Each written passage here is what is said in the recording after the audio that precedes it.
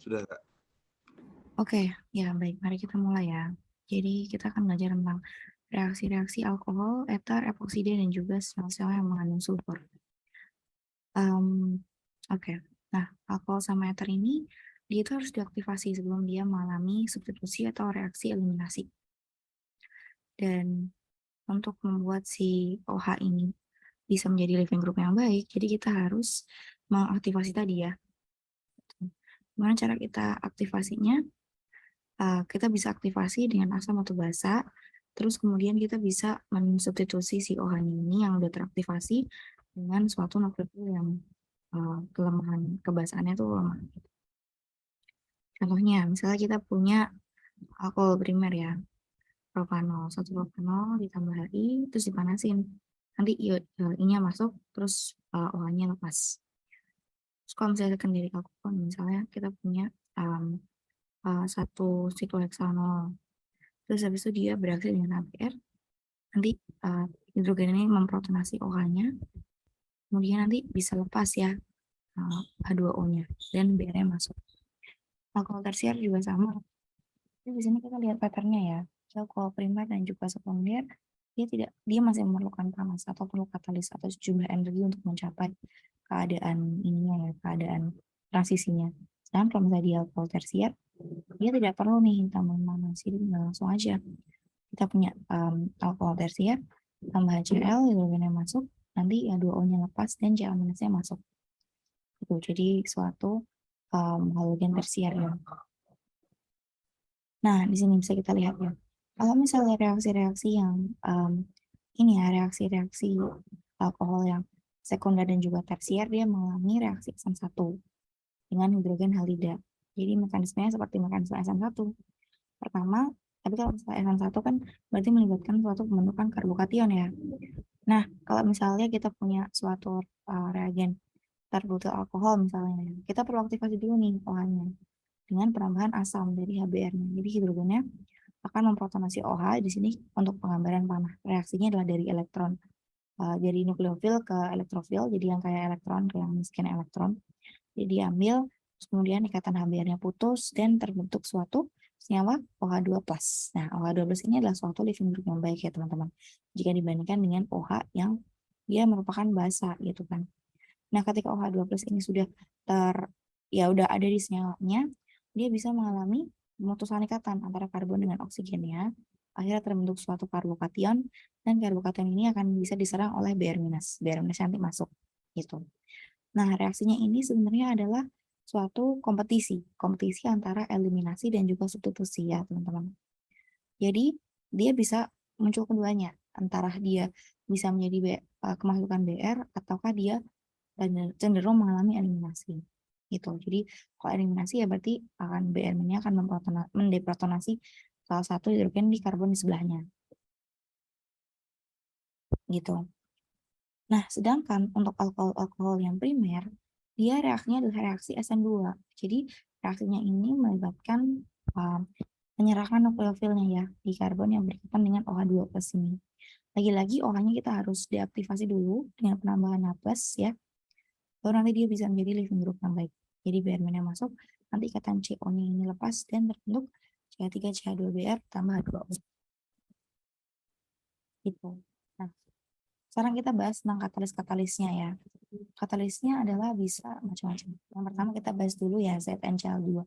ZnCl2 ini kalau misalnya ditambah dengan panas, dia akan bisa membantu katalisis reaksi SN2 dari alkohol primer. Ya.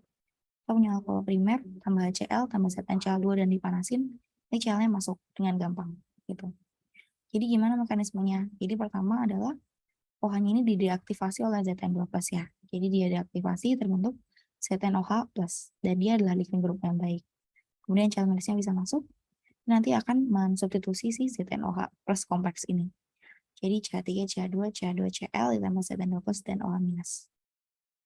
Gitu.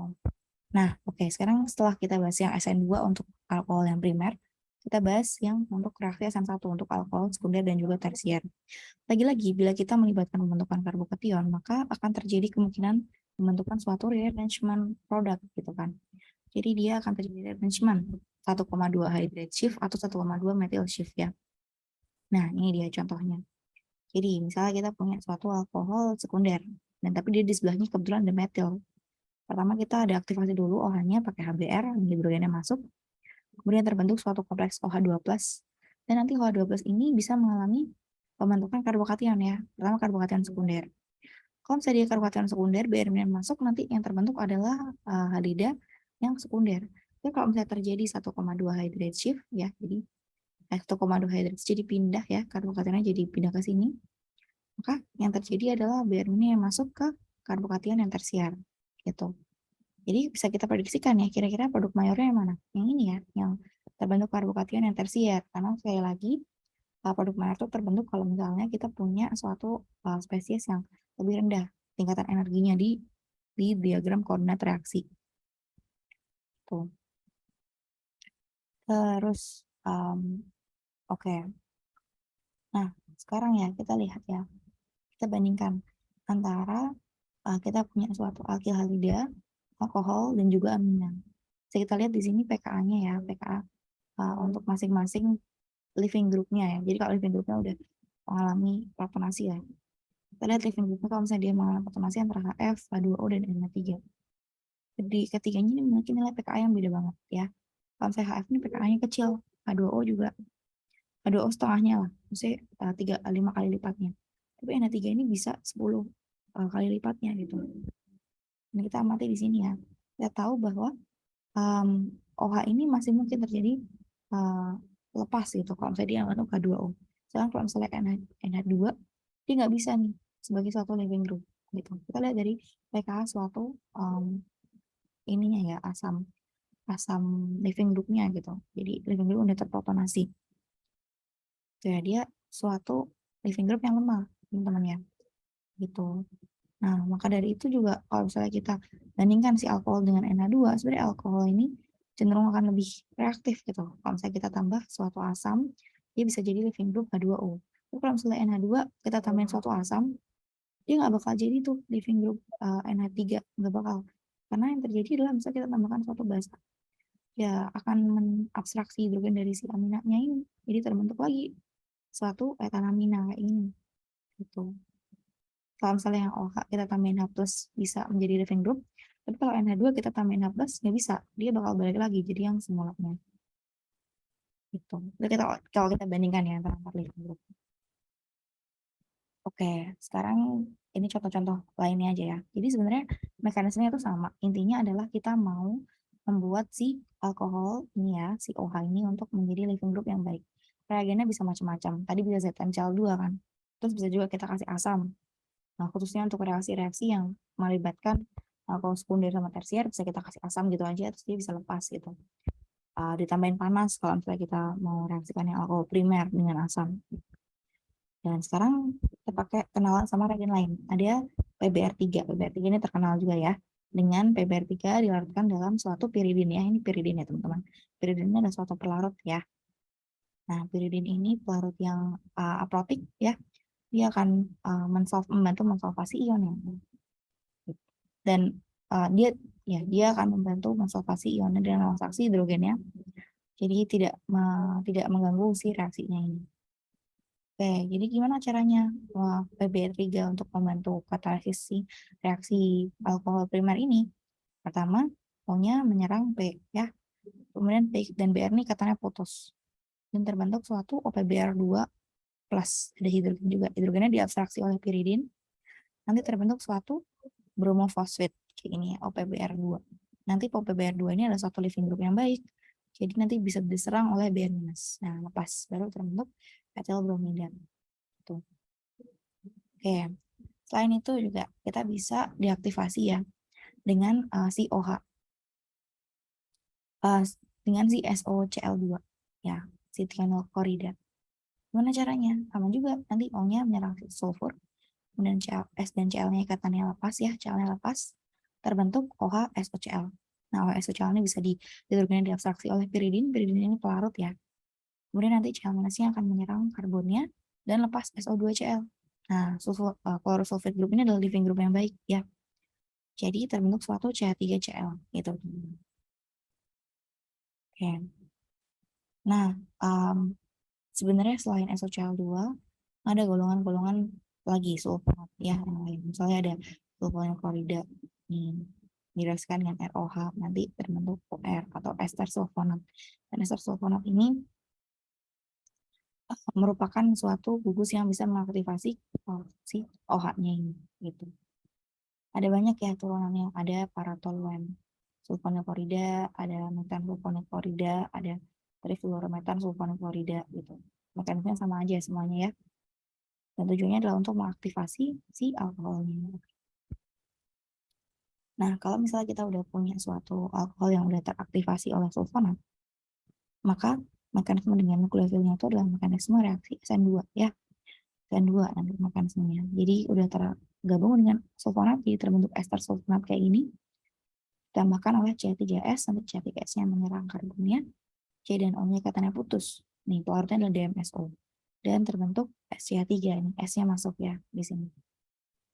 Terus kita tambahin nukleofilnya Cn-, bisa juga Cn-nya nyerang, nanti lepas nih. Nih, toksilatnya lepas ya. Lepas, terus kemudian masuk Cn-nya. Ini bisa kita lanjutkan reaksinya. Mau dikasih, mau dihidrasi bisa, mau diapain bisa juga gitu. Oke. Nah, oke, terus kita juga bisa dehidrasi alkohol. Tadi kan kita udah bahas yang substitusi ya, sekarang yang eliminasi ya. Gimana cara kita eliminasi? Ya, bisa pakai asam. Maka asam bisa E1, bisa E2 ya. Misalnya kalau misalnya yang E1, berarti harus yang sekunder atau yang tersier ya. Pakai S1 berarti kita protonasi dulu OH-nya jadi OH2+, kemudian nanti terbentuk suatu karbokation. Karbokation yang sekunder. Karbokation sekunder ini akan diabstraksi hidrogen sih. Hidrogen sebelahnya ya diabstraksi oleh H2O atau nukleofil apapun atau basa apapun dan akan terbentuk suatu alken kayak ini. Gitu. Oke, nah untuk nah karena ini alkennya bisa sangat mudah terrehidrasi lagi ya. Memang kita udah belajar ya reaksi alken. Dia kan kalau tambahin suatu asam jadi bisa terbentuk suatu enol gitu kan. Jadi dia bisa terbentuk suatu alkohol, bukan enol ya, tapi masih terbentuk suatu alkohol. Jadi masuk H2O-nya gitu. Kalau alkohol normal. Nah, terbentuk suatu alkohol. Nah, maka dari itu kita harus mengeluarkan segera ya, kita harus mengeluarkan si alken produknya ini segera setelah reaksi dengan H2SO4. Tuh, kita bisa macam-macam, bisa pakai asamnya ya, bisa pakai H3PO4, bisa H2SO4 juga bisa. Nah, kita lihat sekarang produknya ya. Produknya kalau misalnya kita melakukan eliminasi tentunya akan mengikuti yang lebih banyak tersubstitusi ya. Yang apa aturan Z-safe rule ya, dia lebih yang tersubstitusi yang lebih banyak produknya. Jadi misalnya kita punya ini alkohol tersier, tambahin H3PO4 dan panas. Ini terus ingat juga ya kalau misalnya kita mau eliminasi, pastikan suhunya itu panas. Kalau misalnya substitusi doang, saya sih nggak panas sih nggak perlu gitu. Panas sih nggak terlalu diperlukan bagi substitusi. Kalau misalnya kita mau ada suatu reaksi eliminasi, jadi harus dipanasin. OH, ini hidrogen terprotonasi terbentuk karbokation tersier.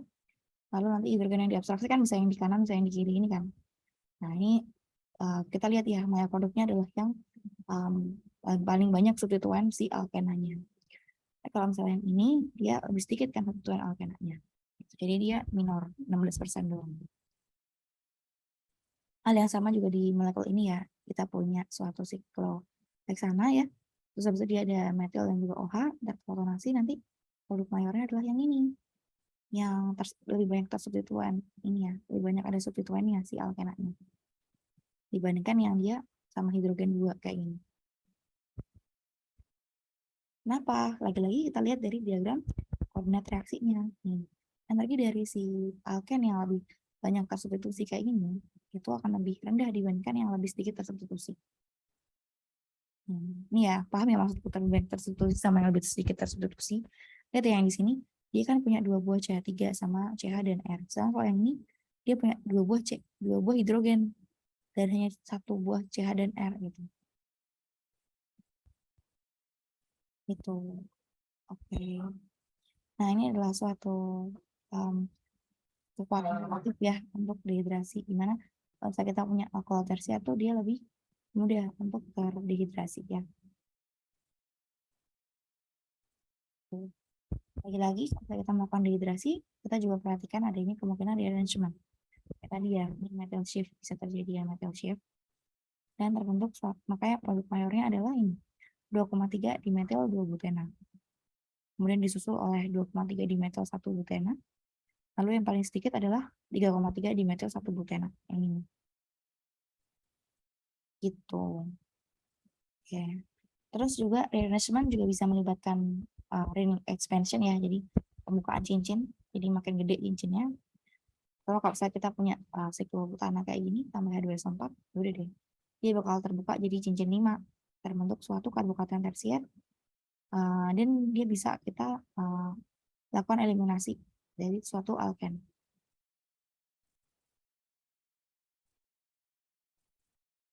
Nah, sedangkan kalau itu tadi yang alkohol yang sekunder sama tersier. Sekarang kalau misalnya alkohol yang primer gimana? Alkohol yang primer dia eliminasinya E2 ya, teman-teman. Dan dia juga berkompetisi dengan reaksi SN2. Jadi dia lebih berkompetisinya lebih banyak dibandingkan yang kompetisi untuk yang dehidrasi yang alkohol yang sekunder sama tersier. Itu. Sekarang kita lihat ya, kita punya alkohol primer ini etanol, nanti H2SO4. Nanti hanya teraktivasi ya, terprotonasi dengan hidrogennya, kemudian nanti kita bisa abstraksi basanya. Saya mengambil hidrogen, nanti ikatannya akan menjadi ikatan lengkap, produk eliminasi. Tapi dia juga bisa berkompetisi nih dengan substitusi. Nah, masuk nanti hidrogennya masuk, nanti tinggal masuk lagi si OME-nya nih. Ya udah, bisa banyak kan. Jadi dia bisa kompetisi nih antara dieliminasi atau substitusi. Dan lagi-lagi kalau misalnya kita bahas meskipun dia mau reaksinya SN1, S1, E2, lagi-lagi kita bisa lihat juga selain dia memilih yang lebih tersubstitusi, dia juga akan lebih cenderung membentuk produk yang trans ya, karena transnya energinya lebih rendah kan dibanding yang cis. Gitu. Misalnya kita punya 2 butanol tambah 2 sempat dipanasin terbentuk karbokation sekunder. Kemudian karbokation sekunder ini kita bisa eliminasi dan dia akan terbentuk suatu 3 kemungkinan produk. Ada yang pertama 2 butena dan 1 butena. Yang 2 butena bisa cis, bisa trans, tapi yang paling banyak adalah yang trans. Oke. Terus ini kita berkenalan lagi ya dengan lebih banyak aktivator dari alkohol ya. Bisa pakai POCl3 ya, fosforus oksoklorida. Dia nanti suka sama mekanismenya mengaktifasi si OH-nya lagi-lagi. Kemudian nanti hidrogen dari si alkohol ini diabstraksi oleh piridin, lalu bisa kita eliminasi. Jadi kalau misalnya yang tadi ya, misalnya PBr3 itu untuk substitusi, sedangkan kalau misalnya POCl3 ini adalah untuk eliminasi ya, dia akan lebih cenderung untuk eliminasi reaksinya. Itu kenapa dia lebih cenderung eliminasi kan? Dia bulky ya, jadi kalau misalnya mau ada substituen masuk itu akan lebih susah. Oke, sampai sini ada pertanyaan nggak buat yang alkohol? Ada pertanyaan? Gimana? Udah jelas untuk yang alkohol?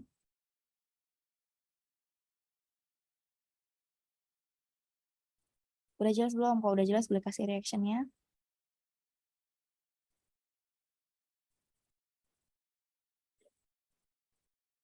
Udah, oke deh. Oke, kita lanjut ya. Sekarang untuk yang ether. Sebenarnya gitu-gitu aja sih teman-teman. Reaksi organik itu polanya sama. Cuma masalahnya adalah main di reagen aja. Jadi lebih banyak kita, yang pertama kita harus paham ya, dasar-dasar kayak gini kan harus paham kayak yang, misalnya karbokation yang terbentuk yang mana yang lebih stabil, terus kemudian rearrangement, terus juga aturan-aturan kayak misalnya kalau misalnya reaksinya untuk bentuk karbokation yang lebih stabil tuh berarti harus mengikuti aturan saya Markovnikov atau aturan Zaitsev kayak gitu. Tapi dasar-dasarnya sih kayak gitu kan harus paham.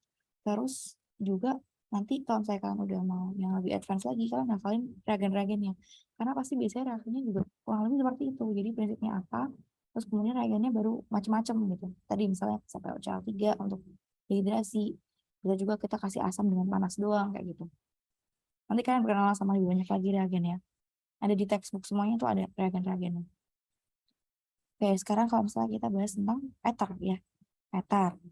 Kita bahas dulu reaksi substitusi dari suatu ether. Nah, sama, ether juga sama. Kita harus substitusi lagi ya dengan cara kita protonasi ethernya. Jadi kita punya, misalnya gini ya, kita punya TBOOME, ini ada terbutoksi dan juga ada metilnya. Kita bisa aktivasi dengan penambahan H+, sama juga ya. plus nambah, terus habis itu reaksinya nanti terbentuk suatu karbokation, reaksi SM1, baru nanti si basa lemahnya akan masuk. Tuh, terus kalau misalnya dia yang kalau misalnya dia eter primer gimana kayak gini ya, sama juga kita aktifasi juga ya, kita aktifasi kemudian nanti lepas dan terbentuk si minus ini untuk reaksi SM. Nah, sebenarnya kalau misalnya kita bahas reaksi eter, itu nggak cuma eter yang rantai lurus, tapi ada kemungkinan juga eter yang membentuk jembatan atau kita sebut sebagai epoksida, gitu ya. Jadi ada oksidanya di antara dua buah karbon, jadi terbentuk suatu siklik tiga kayak gini ya. Ada C, C dan O. Ini adalah suatu epoksida. Epoksida ini tuh suatu reagen yang sering ya kita temuin gitu. Meskipun dia cincinnya 3, tapi nggak apa-apa karena dia oksigennya kan hibridisasinya bisa membantu untuk menstabilkan hibridisasi si sp3 yang dari antara dua karbon ini gitu. Itu ada banyak ya. Namanya kalau misalnya kita punya epoksida itu nama IUPAC-nya ya adalah epoksi. Epoksi apa gitu. Misalnya ini 1,2 ini kan ada di karbon 1 dan karbon 2 jadi namanya 1,2 epoksi butana. Kalau di karbon 23 gimana? Nah, sama juga ya 2,3 epoksi butana gitu. Kalau misalnya ada metil lagi berarti udah tulisan aja 1,2 epoksi 2 metil propana gitu. Terus selain nama epoksi dia juga terkenal dengan nama oksiran ya. Jadi misalnya ini nih 2 etil oksiran. Berarti ini etil dan ini oksiran. Oksirannya itu adalah si O, CH2 dan C. Jadi OCC ini oksirannya. Makanya namanya dia kan 2 etil oksiran ini. Atau namanya bisa 2,3 dimetil oksiran. Kenapa namanya dari 2? Kenapa nggak dari 1? Karena satunya penomoran dari oksigen. Itu untuk penamaan oksiran ya. Kalau misalnya untuk IUPAC pakai yang epoksi ya teman-teman. Yang IUPAC-nya yang hijau, oke? Okay? Gitu. Udah sih ini aja. Ini kan baca aja ya. Nah, kalau misalnya kita punya reaksi dengan epoksi, reaksinya itu adalah reaksi pembukaan cincin. Jadi dia kompetisi antara yang kanan atau yang kiri gitu. Saya contohnya ya, kalau saya kita bahas dulu yang oksidan biasa ini ya. Ini ada suatu epoksi yang sederhana, jadi CH2CH2O tambahan HBr. Nanti lagi-lagi kita aktivasi dulu ya, hidrogennya masuk di sini. Jadi oksigen menyerang hidrogen, baru nanti biar manusia akan masuk nih. Mau di kanan atau di kiri sama aja kan. Jadinya suatu alkohol dan halida gitu ya di sini. Nah, ini juga sama kayak gini sama ya. Kalau misalnya kita pakai HBr bakal masuk BR-nya, kalau pakai H2O ya masuk OH-nya. Jadi kita punya diol ya, kita punya diol 1,2 etandiol atau etilena glikol. Nah, kalau misalnya kita punya suatu epoksi yang tidak terprotonasi, maka reaksinya itu adalah reaksi SM2. Nah, gimana kita tahu dia kalau misalnya kita punya suatu epoksi yang tidak simetris, misalnya satunya ada metil, satu nggak ada, gimana kita memilih mana yang diserang? Jadi, bisa kita lihat ya di sini.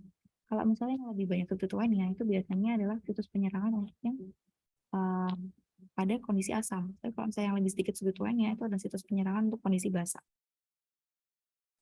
Oke, paham ya sampai sini ya? Kalau misalnya masuk di sini, penyerangan yang ketika dia ada lebih banyak substituen, ini substituen ya. Berarti dia kondisinya asam. Berarti dia akan terprotonasi dulu sih epoksinya ini, baru nanti terbentuk karbokation sekunder. Lagi-lagi karbokation lebih stabil ya. Terus tapi kalau misalnya yang masuk ke sisi yang ini yang ini, itu ketika dia kondisinya adalah kondisi basa. Jadi reaksinya adalah reaksi murni SN2. Gitu. Ini SN1, yang ini SN2. Oke. Nah, sekarang kita lihat. Contohnya kita punya suatu epoksi, ketambahan suatu metoksi. Ikonnya masuk. Nah, si metoksi ini akan cenderung masuk ke yang karbon yang ini yang sebetulnya sedikit, yang CH2 ini ya.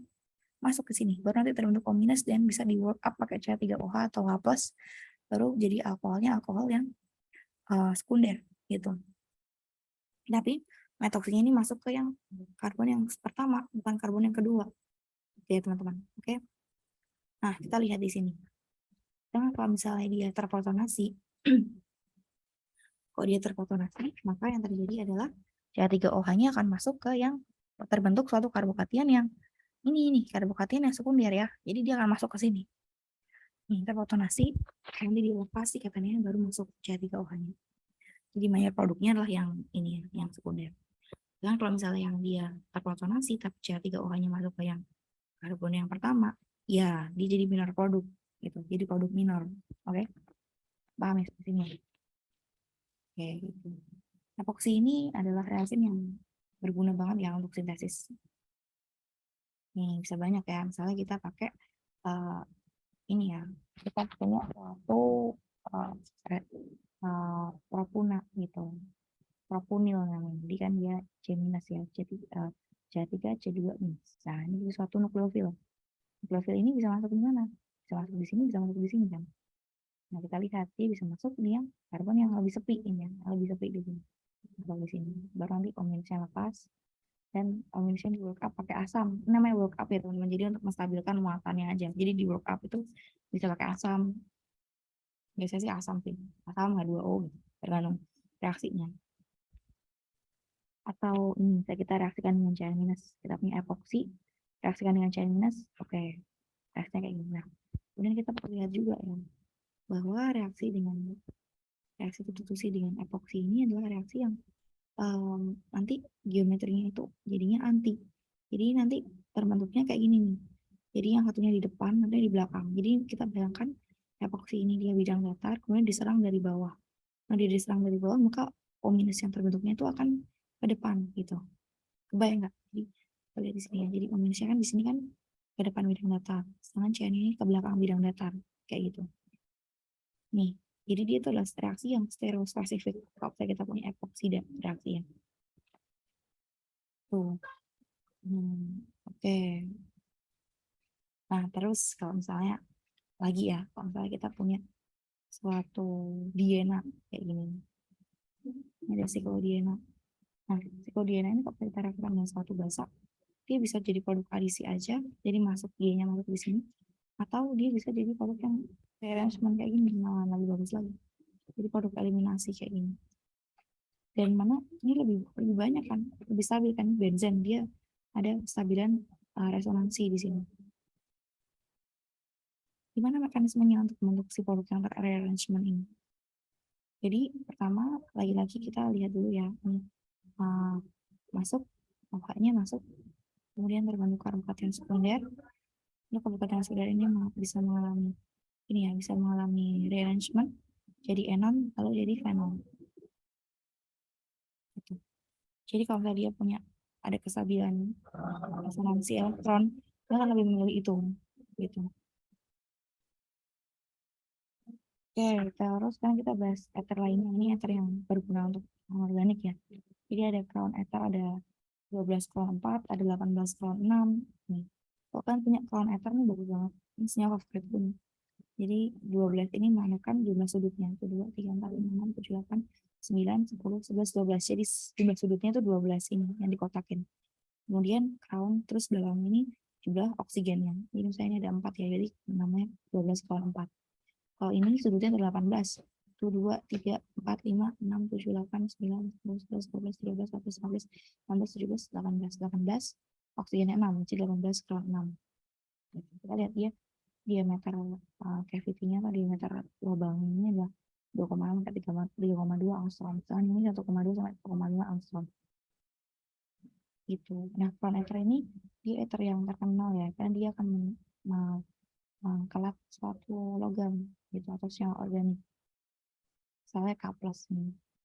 Nah, dia kan terbentuk suatu parflubenzen. Karena jadi keunguan.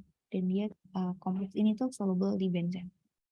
Kalau kita punya benzen, tambahin si ether kalium ini, crown ether kalium ini, dia bakal jadi warnanya ungu. Oke, itu ether.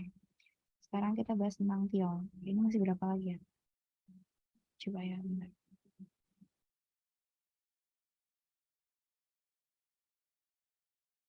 Oke, ini udah 36. Nah, dikit lagi ya teman-teman. Ada 14 slide lagi. Sekarang yang thiol atau yang sulfur. Dia itu analog juga sama alkohol. Contohnya ada etantiol, ada propantiol, ada metylbutantiol, ada merkaptut etanol. Begini. Dia punya pKa yang lebih asam dibandingkan alkohol ya. Dan dia tidak bagus untuk ikatan hidrogen. Jadi kekurangannya. Nah, Kalau kita punya suatu alkyl halida, kita bisa bentuk suatu tiol dengan cara direaksikan aja dengan CH3S minus nih. Terus pada larut yang ini ya, protik. Kalau misalnya di pelarut protik, dia ion tiorat ini yang dalam nukleofil lebih baik dibandingkan ion alkoksida atau CH3O atau yang kayak tadi ya metoksi gitu-gitu. Itu. Terus kalau kita punya analog sulfur dari suatu ether kita bilang sulfida atau tioether. Jadi misalnya ini namanya adalah dimetil sulfida. Ini adalah trimetil sulfonium iodida. Ini reaksinya begini. Dan sulfur ini adalah suatu nukleofil yang bagus karena dia punya elektron cloud yang terpolarisasi. Nah, sekarang kita lihat ya. Kita punya senyawa-senyawa organometal. Organometal itu adalah si karbon dengan metal, itu aja sih. Dan banyak, ada organomagnesium, nih, reagen Grignard yang paling kenal di sekolah ya. Organomagnesium, terus organolitium, organokuprum, karbon dengan CD, karbon organozing, ini kemarin soal OSN ya, 2022. Ini organozing, ada soalnya. Ada organoaluminium, organo PB, HGSN, SI, dan CD. Ini bisa terbentuk kayak ini. Nih, harusnya organik yang mengandung suatu karbon metal bond. Nah, kita bahas dulu yang paling umum, organolitium. Organolitium ini bisa kita bentuk dari suatu alkyl halida dengan litium. Larutnya heksana. Jadi butilitium. Butilitium adalah suatu nukleofil yang baik ya teman-teman. Nah, dia kan jadi CH2 minus kan. Nah, CH2 minus ini bisa bereaksi dengan vigorous atau dengan apa ya? Dengan kuat gitu. Terus kita punya misalnya klorobenzen. Dikasih Li, dia bisa jadi phenylitium juga. Nggak harus suatu aromatik, tapi bisa juga senyawa aromatik kayak ini ya. Larutnya heksan ya teman-teman. Nah, sekarang kalau organ magnesium, sama juga. Nih, reagen Grignard ya namanya ya. Terkenalnya sih reagen Grignard. Jadi kita reaksikan aja suatu alkyl halida dengan suatu Mg dengan pelarutnya diethyl ether. Udah jadi aksil magnesium bromida. Jadi organo magnesium bromida ini. Magnesium bromida. Atau kalau misalnya kita mau punya vinyl bromida kayak ini, ada alkennya, bisa juga tambah Mg jadi MgBr. Kita bisa pelarutnya diganti aja, diganti THF. Tuh. Nah, alkyl halida, vinyl halida, aryl halida, ini bisa dipakai untuk membentuk organolitium dan juga organomagnesium. Terus, tapi kalau misalnya suatu organometal ini tuh, organolitium atau organomagnesium itu dia mengandung OH, NH2, NHR, SH, atau suatu CCH kayak gini ya, atau CO2H, itu dia nggak bisa. Karena ntar Mg-nya kan bereaksi dengan OH-nya, bereaksi dengan NH2-nya kayak gitu. Jadi harus kayak gini ya, molekulnya. Nih, visinal bromida atau kalau misalnya dia yang kosongan kayak gini. Alkyl biasalah, nggak ada substituennya. Kalau saya mau ada substituennya berarti harus diproteksi dulu. Nih, tadi ya, reagen Grignard. Nih, Mg ether, jadi MgBr, nih reagen Grignardnya. Nanti MgBr ini bisa menjadi nukleofil yang baik. Jadi dia bisa menyerang, misalnya epoksit ini, ya udah jadi nukleofil. Gitu. Terus, nih, dia juga bisa mengalami transmetalasi, jadi metalnya ganti. Awalnya Mg jadi CD, gitu. Metalnya ganti aja. Jadi dietil kadmium. Oke, terus kalau misalnya kita bahas tentang organometal, bisa sih dia bisa juga nih reaksi coupling. Nih, reaksi coupling itu adalah reaksi untuk membentuk ikatan karbon-karbon. Gimana caranya? Dengan bantuan si metal tadi yang misalnya kita punya organolitium dua buah CH3 ditambah CuI.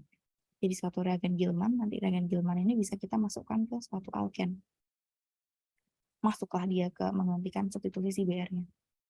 Nih, atau misalnya kita punya ini ya, CH3 dua kali CuLi dengan suatu iodobenzen, masuklah CH3-nya.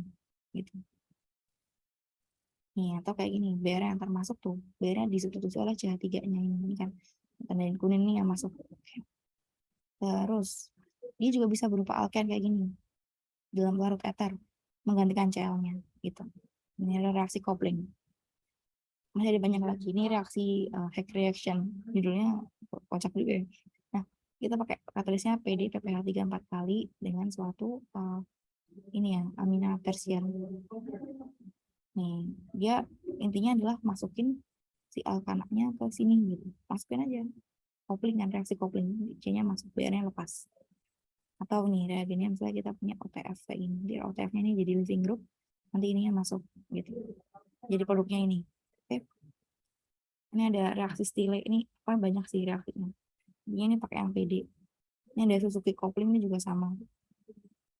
Lihat aja patternnya ya. Ini ada PBT-nya kan. Kalian bisa lihat. Oke, sampai sini. Sampai sini ada pertanyaan teman-teman.